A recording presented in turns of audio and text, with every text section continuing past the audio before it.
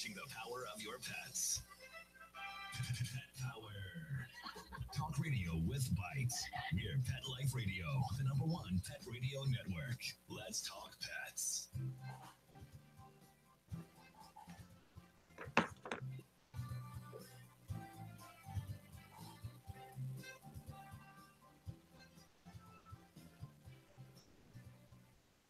Okay.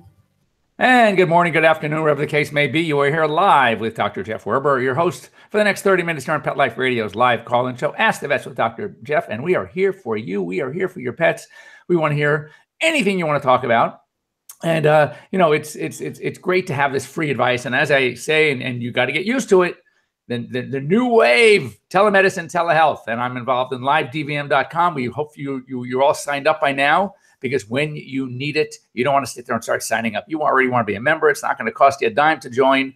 And it is the best thing. You'll be able to talk to live doctors at any time during the day instead of panicking and rushing to that emergency. Or you get this, you know, the classic example. Oh, I'm sorry, but the doctors are in surgery right now, or the doctors are seeing patients right now. Well, that millennial doesn't want to wait. That millennial wants to talk to somebody now. So live DVM is the answer. And also, we're here thanks to Pawfume. Pawfume, along with Dr. Jeff Werber, a great line of wellness products for your pets to keep them looking and smelling amazingly good. As I said, my ear cleaner was the #1 ear cleaner at Petco for a number of years. My Skin and Coat Emollient spray is just ideal, and there's nothing like it. And talk about smell. You know, you're going to want to spray it on your dog, even if they don't have dry skin, just because it smells so darn good.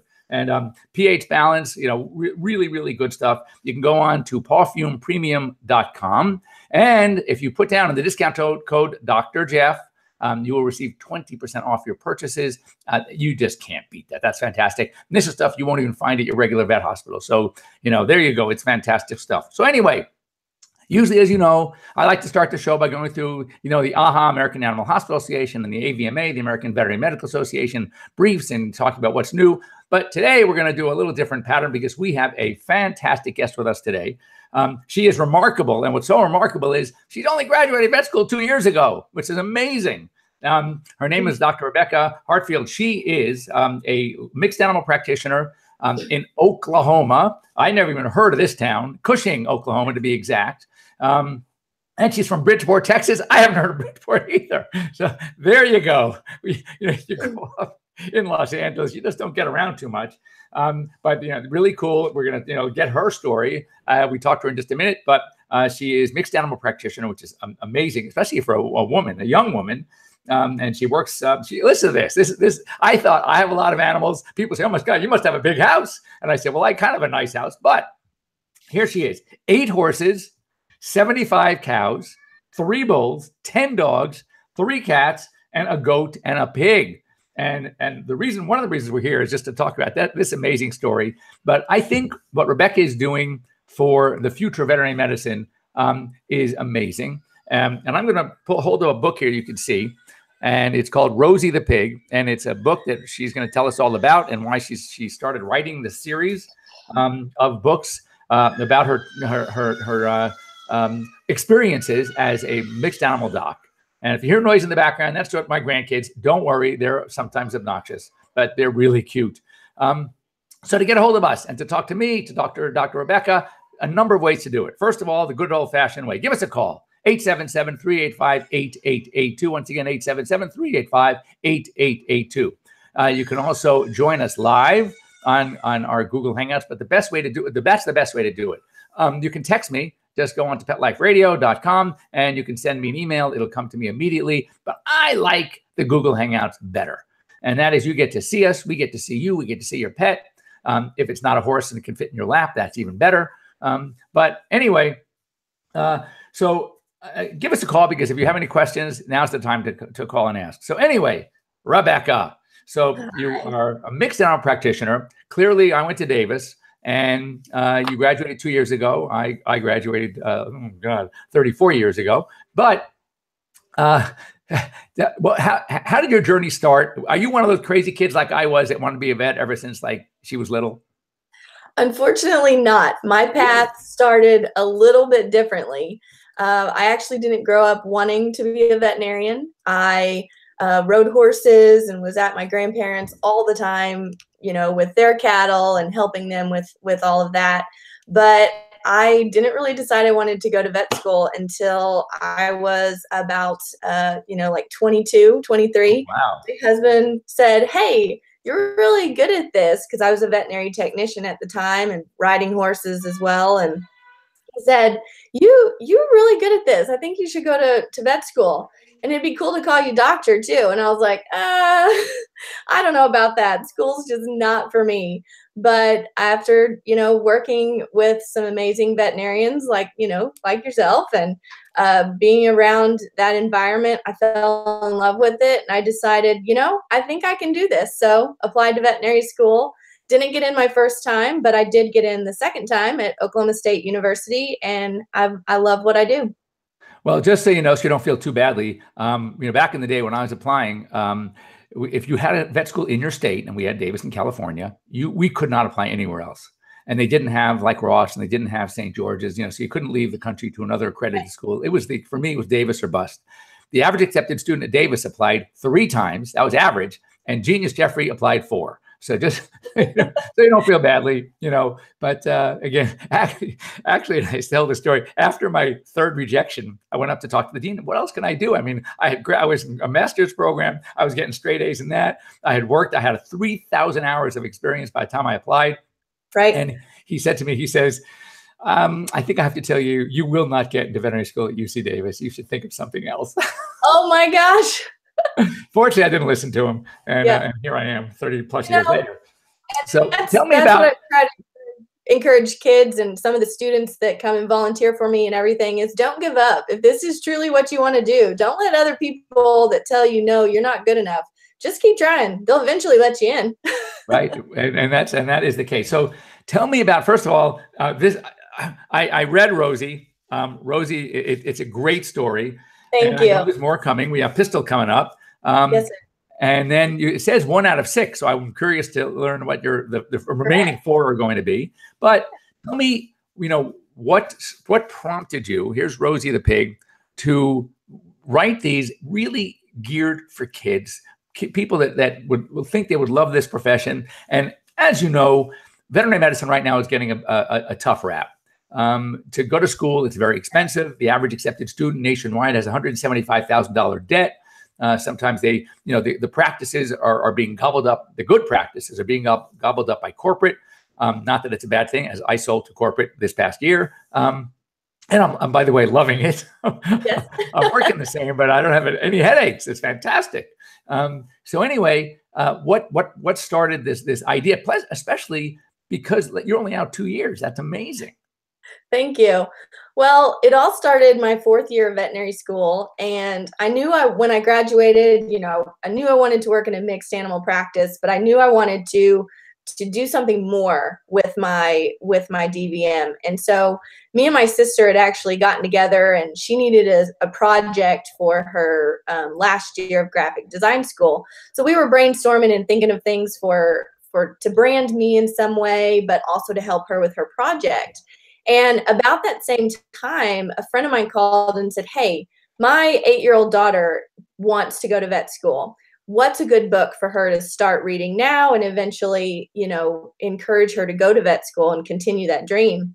So I started looking and researching, and there was just nothing that I found that I truly just loved and wanted to promote, and to recommend to her. So that's when I called my sister and I said, "Hey, let's write a children's book.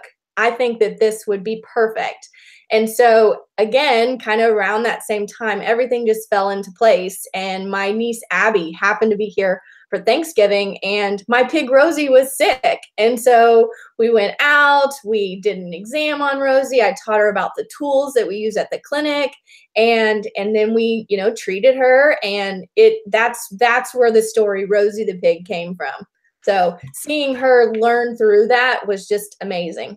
No, what I love about this book is, as you said, so Abby is there and Rosie is sick, but it's not just a story, but it Correct. actually is interactive. What it does, and I'm going to show you a page here. So the doc talks about all these instruments that we're going to use, as to examine. For example, what can we look into Rosie's ears, nose, and throat? Using which tool? All right. And, so one of the things she has is a flashlight. And then she talks about thumb forceps and all the things that we may need to do an exam to help. Scissors, of course, tape, stethoscope. What's a stethoscope? Not only that, what she does is, because some of these words are a little difficult to read, she basically will sound them out. So it's so easy for a kid to understand, to learn, like a syringe. They see that they what syring, what? So what it does is, so she has it. So it's spelled SIRENJ, syringe. So I think it's really amazing. And then at the end of the book, she does like a review. So it really does help kids not only learn about what we do, how amazing it is, how fantastic animals are, but it also really teaches them the art of what we're going to do. So if it's something they think they want to do for their career, then it's a great way to start. And as I mentioned, we got Pistol coming up next. And then it says, I see that you have a series 1 out of 6. So I think you've already pre-planned the others, I hope. Yes. So I'm really excited about Pistol, of course. It comes out next week, and we will be having, if anyone happens to be in Stillwater, Oklahoma, we're having a launch party at Stillwater Mill. And Pistol the horse is about a horse and it's a true story. All the stories are true. We go out into the pasture, and Abby and Julian find that Pistol is hurt. And so they have to take Pistol to Dr. H, and we do an exam. And the cool part about this book, so the quiz part in the middle is going to be learning about the parts of the horse. And so I'm really excited about that. And then at the end, of course, another quiz to sum it up. And then my next book in the series is Rowdy the dog. And then, of course, I'm going to have a story about a cat, a cow, and a goat to finish off the series. That's great. So, a couple of things. First of all, my knowledge of some large animal medicine is you could probably fit in a thimble. I know I grew up small animal, dog and cat all the way. I actually do have a Russian dwarf hamster who is absolutely adorable. But I have 4 dogs, had 5. One we had to put to sleep last year, and 6 cats. So I'm a pretty crazy vet as well. But I have to tell you a couple of funny stories. I was very good at what I did, especially with my hands. And every time I went through a rotation at school, a large animal rotation, and then the commissions heard that I really am just going to go to Beverly Hills, California, and they said, "Are you kidding? You should be a cow vet. You should be a horse vet." And I did. I worked with an equine surgeon for a number of years, and I had the most amazing experience. And I think that's what made me so comfortable around them. But what's it like for a young woman to be working with, house bulls, no less, and cows and horses? I remember the first time I went to a ranch, and it was a dairy farm, and there was off in the distance, there was a bull all by himself in a corral, way far away. And I said, "Go ahead, can we go see the bull?" "You don't want to go near this bull." And that's when I found out that these bulls, first of all, they're syndicated for a lot of money. I mean, they're very, very expensive. You wouldn't even, back then it was like 3 million. Now it's probably 10 million. Who knows? But they are nasty animals, and that's why they have to stay away from everyone else, because nobody wants to go near them anyway. Yeah. But what's it like physically to work with these animals? Physically, it's pretty tough. I feel like I'm a pretty in shape person, but you have to act a little tougher when you're working with large animals, not just because of what you're working with, but because you're trying to, let Mr. Farmer or Mr. Rancher know that you can do this job and you don't need a man to step in and save you.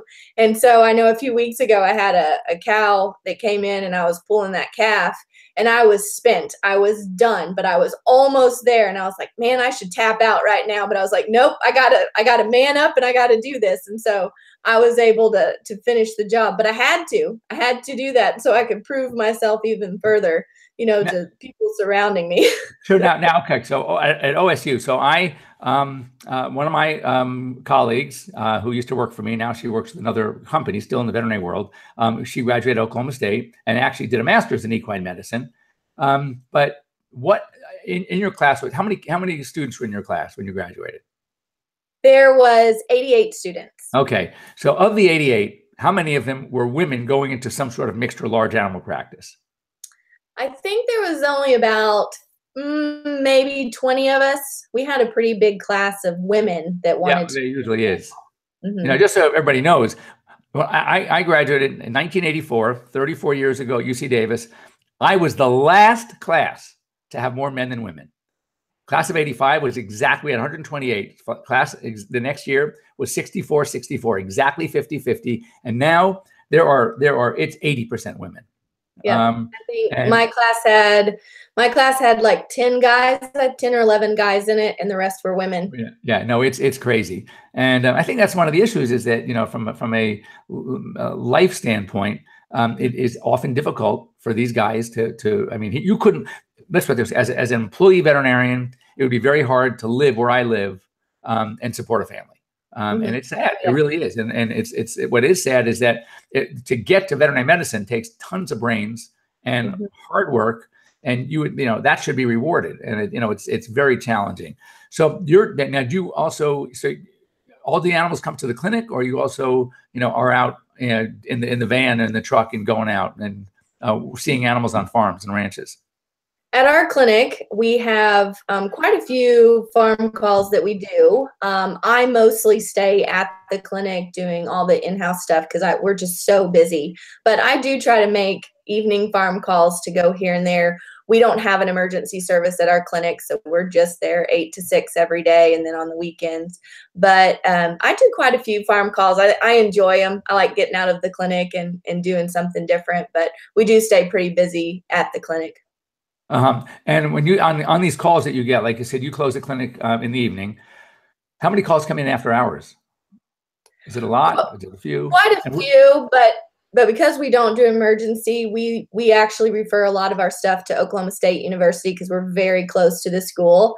And so, but if you're there after hours, if I'm there doing stuff, following up on stuff, then the phone is just constantly ringing. Right. But try to refer everything to Oklahoma State for that. Yeah, we should get some large animal vets on live DVN because you could it could be a big boom because what we find, especially in small animal medicine, is that 80% of emergencies aren't. People panic, something's going on, and nothing that you can't handle on a phone, a conversation, video chat like we're doing right now, exactly. and just save the client a ton of money, a lot of anxiety, a lot of angst, and no, it's a great way to go. Anyway, Rebecca, don't go away. We're going to come back out of this break. And we're going to finish talking pets, talk animals, and I'd love to hear some really cool stories about some of the. I'll tell you one of my large animal stories. Probably doesn't compare to what you do, but it was kind of cool at the time. All right, don't go, everybody. We'll be back after these short words. Stay tuned here on Pet Life Radio's Ask the Vets with Dr. Jeff. We'll be right back, right after these messages. Stay tuned. Ollie, here's your dinner. Zeus, that's not your food. Don't let that happen to your precious cat. Elevate your cat's eating experience with the Cat Tree Tray. The Cat Tree Tray keeps your cat's food off the floor and conveniently located on the cat tree. It's the perfect way to eat. It's a beautiful square tray that easily attaches to your cat tree and keeps dogs and other critters out of your cat's dish. A must for multi-pet households. There's a 6-inch tray for large bowls and a 4-inch tray for smaller bowls. Purchase your Cat Tree Tray today. Go right now to cattreetray.com. That's cattreetray.com. CATTREETRAY.com.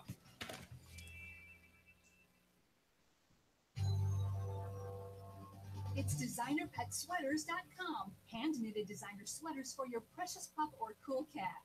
Beautiful couture patterns for your pets, including custom-knitted formal wear, casual wear, yachting, and even sports-themed. Many designer pet sweaters include feathered tammy hats, top hats, and a lot of sparkle. Each sweater includes leg loops, front paw sleeves, and leash opening. Visit designerpetsweaters.com to order your four-legged fashions today.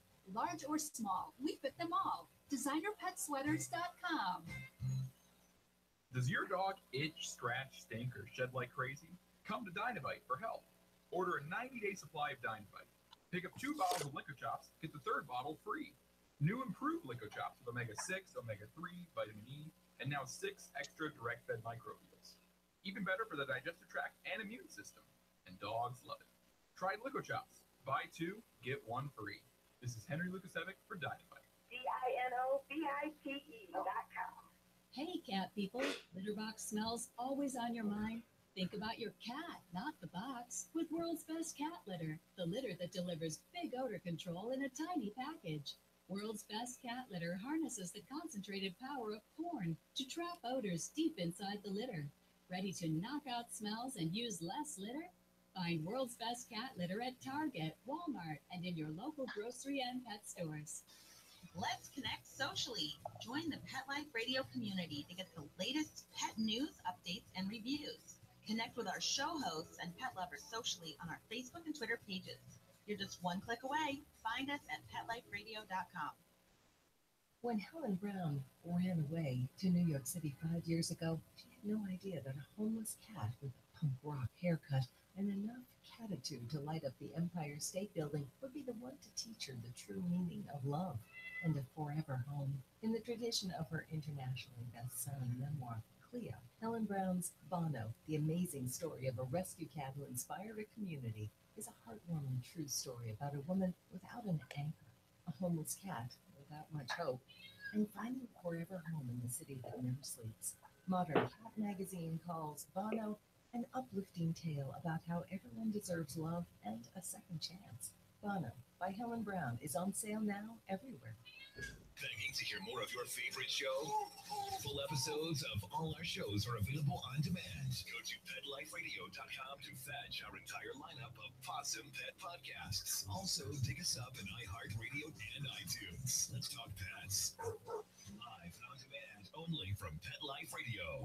Let's Talk Pets. Let's talk pets On Pet Life Radio. Pet Life Radio. PetLifeRadio.com.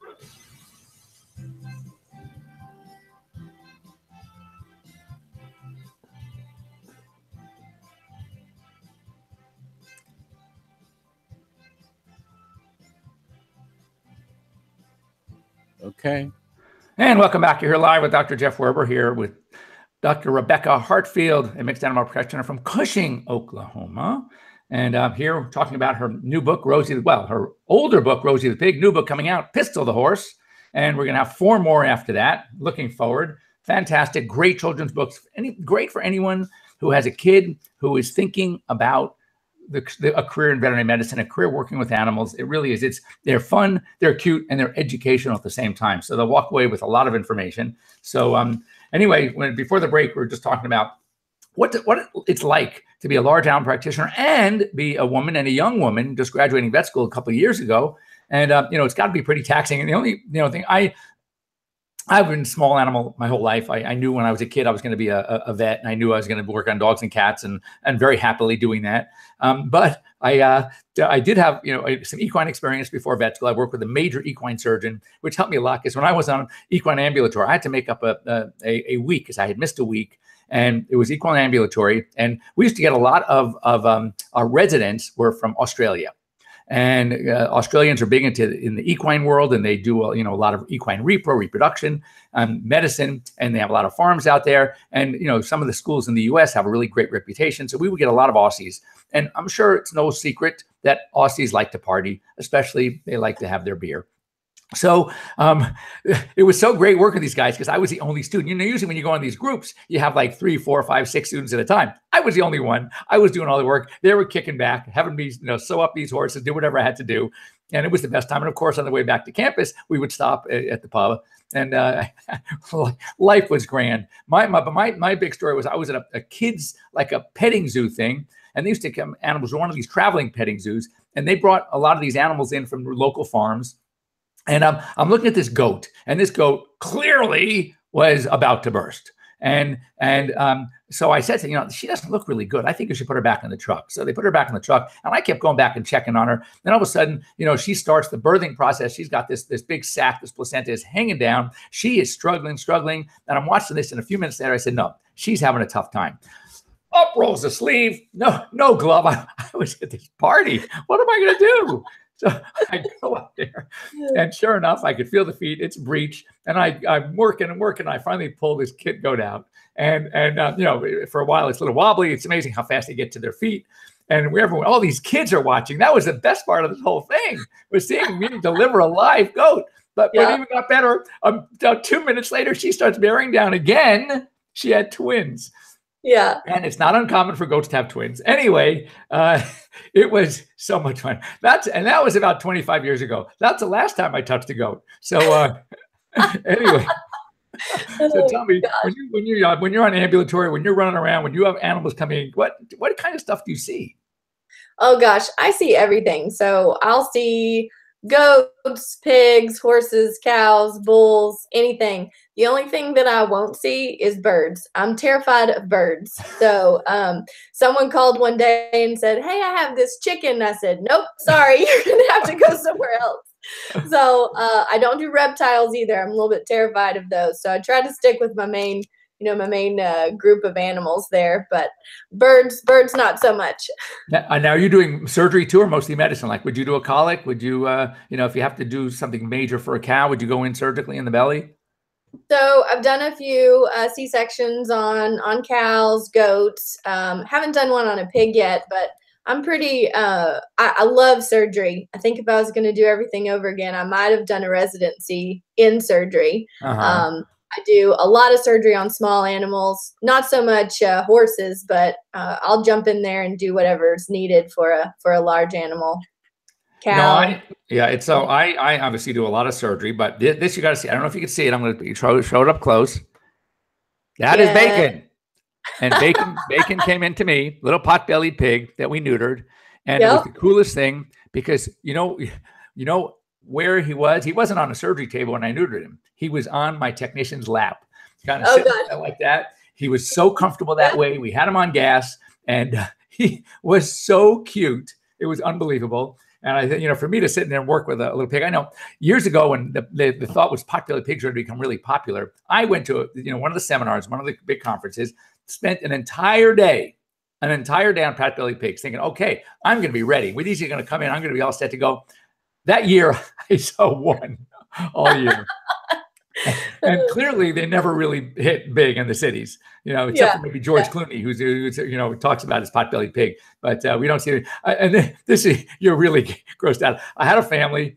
It was a Mexican family, and they came in with their little pot-bellied pig. It was kind of cute, but I would take care of their dogs, and I would sell their dogs. And I know about 2 years later, they came in again with the dog, and I said, "What? I haven't seen whatever happened to that pot-bellied pig."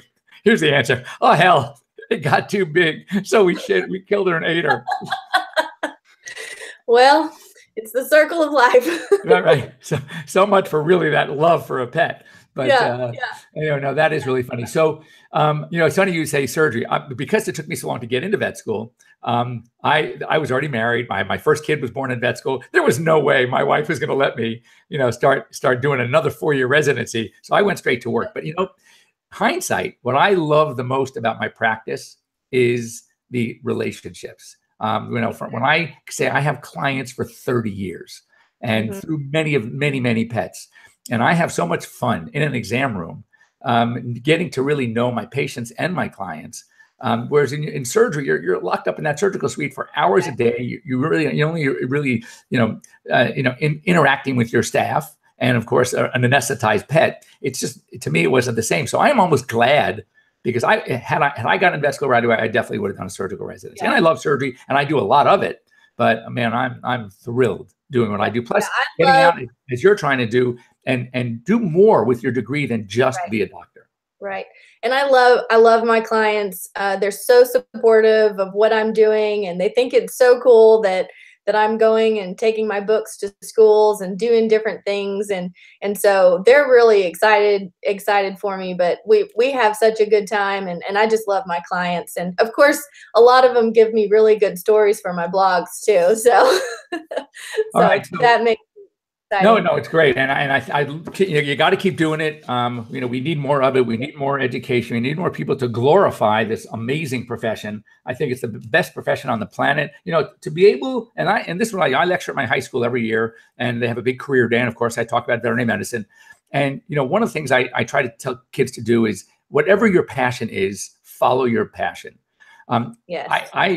I'm amazed, actually, that I have classmates going back to my reunions that are practicing 2 days a week, or actually went on to different things. The only thing I can think of is they didn't necessarily find their passion. And when you do something you love to do every day, it's pretty hard to burn out.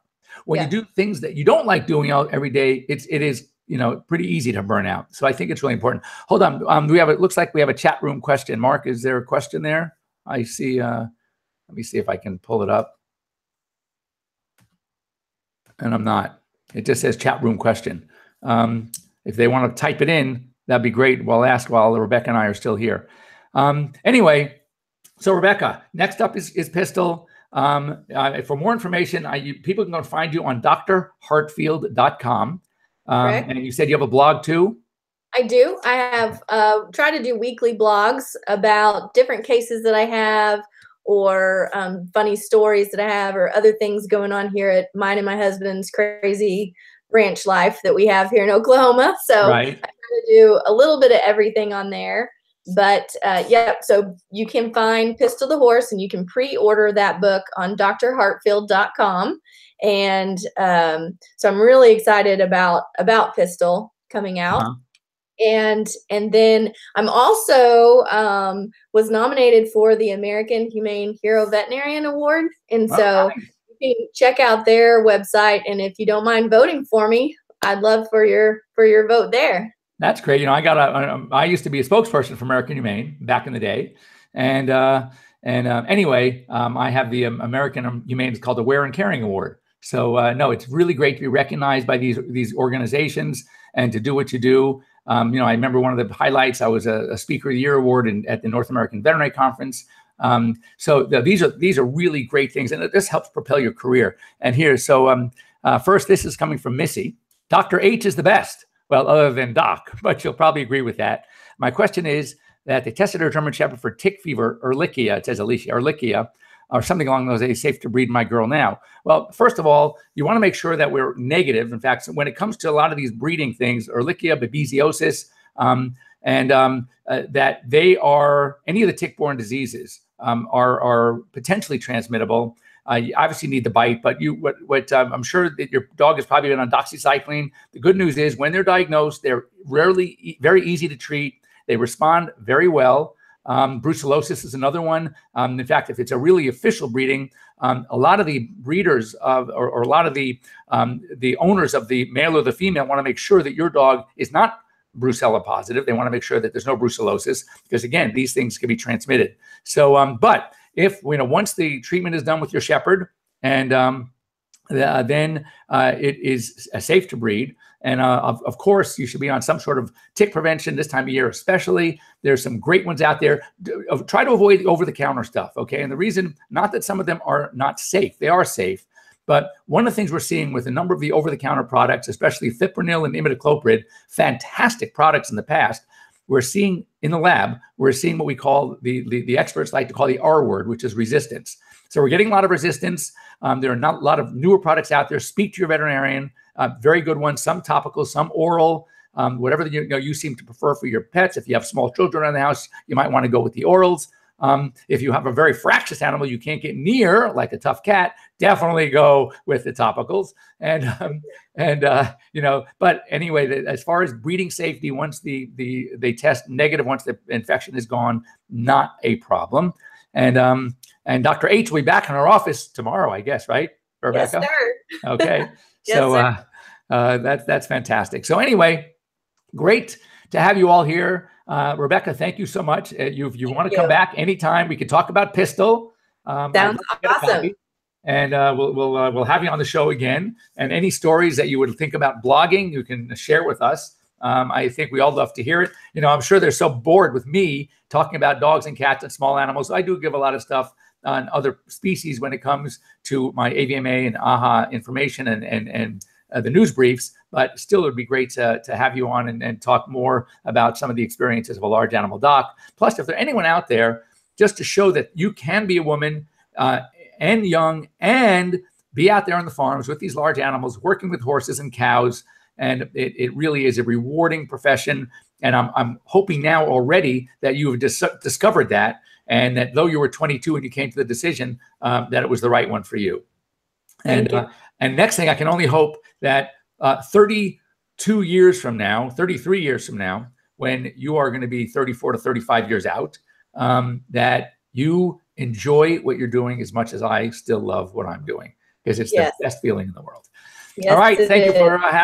thank you for joining me. Everybody, thanks for listening. If you have any questions, you can send them to me. You can send them directly to Dr. Rebecca at drhartfield.com. And that's her site. And your email is what? Oh, it's Rebecca, REBEKAH, a little unusual spelling, Rebecca at drhartfield.com. And once again, I want to thank Paul Fume. And if you, for phenomenal products, remember in the discount line, a discount code, put down Dr. Jeff, you will get 20% off. Can't beat that. And you're going to love, I promise you, you're going to love these products. And of course, they're guaranteed. If you don't, we'll take them back. And once again, go to livedvm.com and register now. It doesn't cost anything to register. And that way, in case you ever need that after hours or that middle of the day call where everybody's busy, we can put you in touch with a real doctor to ask your questions, talk about, do a video call. It's the best thing. Lastly, follow me on at Dr. Jeff Werber on Instagram. Rebecca, do you have Instagram? Yes, sir. What is it? At Dr. Hartfield. Okay, at Dr. Hartfield, at Dr. Jeff Werber. And we will see you all next week. For anyone in the Las Vegas area, Tuesday morning, catch me on Fox 5. I'll be in Vegas on Fox 5 doing a segment. And then 2 more weeks later, I'll be back in Vegas and Sacramento doing a bunch more. I will keep you posted. All right. So have a great week, everybody. And thanks all for joining us. Take care.